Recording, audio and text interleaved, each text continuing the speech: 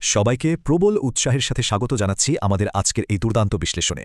আজ আমরা এমন একটা স্টোরি লাইন নিয়ে কথা বলবো যা পড়তে পড়তে শুধু চমক আর অভাবনীয় পাওয়ার স্কেলিংয়ে ভরপুর। আমাদের আজকের ফোকাস এপিফানি মাস্টারের ত্রয়োদশ এপিসোডের সেই আইকনিক মুহূর্তগুলো, যেখানে অসম্ভবকে সম্ভব করার এক অবিশ্বাস্য প্রদর্শনী আমরা দেখতে পাব। একটু ভাবুন তো, ২০০ বছরের পুরনো একটা রেকর্ড যদি কেউ মাত্র কয়েক মিনিটে ভেঙে চুরমার করে দেয়, তখন চারপাশের অবস্থাটা কেমন হয়? একদম তাই, এটা সেই ক্লাসিক আন্ডারডগ ট্রোপ, যেখানে চারপাশের মানুষ যখন তাচ্ছিল্য করতে ব্যস্ত, ঠিক তখনই মূল চরিত্রটি এমন কিছু করে দেখায় যা সবার চোয়াল মাটিতে ঝুলিয়ে দেয়। অহংকারী প্রবীণদের ভুল প্রমাণ করে রাতারাতি শক্তিশালী হয়ে ওঠার এই ব্যাপারটা কিভাবে ঘটল, সেটাই আজ আমরা এক্সপ্লোর করব। চুনৌতি অর কাল্টিভেশন বা চ্যালেঞ্জ অ্যান্ড কাল্টিভেশন। চলুন দেখা যাক এই হাই স্টেক থ্রেটটা আসলে কোথা থেকে আসছে।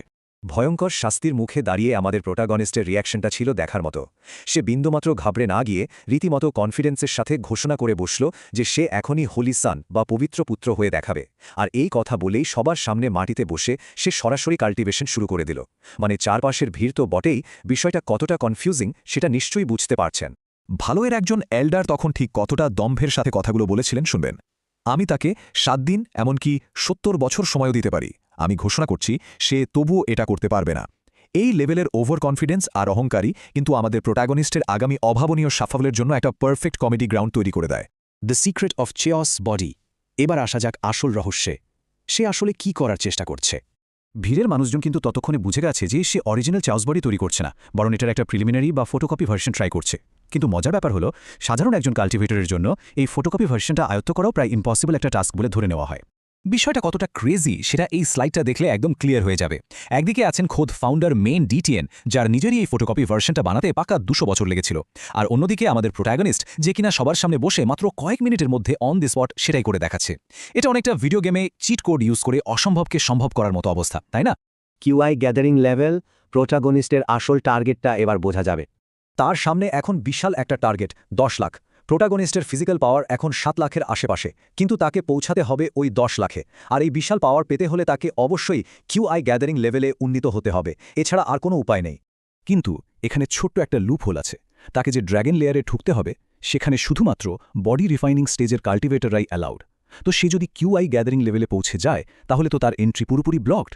এখানেই ফুলিং এবং লিডার মিলে একটা দুর্দান্ত মাস্টার প্ল্যান বের করে। তারা ঠিক করে লেভেল আপ হওয়ার পর প্রোটাগনিস্টের এই নতুন পাওয়ারফুল অরা বা শক্তিটাকে তারা হাইড করে ফেলবে, যাতে সে খুব সেফলি ড্র্যাগন লেয়ারে ঢুকতে পারে। The maths of leveling up. চলুন একটু হিসাব নিকাশ করা যাক। কাল্টিভেশন স্টোরিগুলোতে এই ম্যাথটা খুব ইন্টারেস্টিং। আমরা দেখতে পাচ্ছি চেওস সূত্রের লেভেল 18 থেকে বেড়ে একেবারে 36-এ চলে গেছে। প্রথম ট্রায়ালে ফেল করায় তার একটা এপিফেনি পয়েন্ট নষ্ট হয়। এরপর লেভেল 10-এ পৌঁছাতে খরচ হয় 2 পয়েন্ট। কিন্তু আসল ট্রাম্প কার্ডটা কোথায় জানেন? তার কাছে এখনও প্রায় 150 এপিফেনি পয়েন্টের একটা বিশাল ব্যাকআপ রিজার্ভ করা আছে। আর এই হিউজ পয়েন্টই তাকে লিমিট ক্রস করতে সাহায্য করছে। এর পরের ঘটনাগুলো জাস্ট রোলার কোস্টারের মতো। সে আগে থেকেই লেভেল 9-এ ছিল। এরপর তো চোখের পলক ফেলতে না ফেলতে লেভেল 10।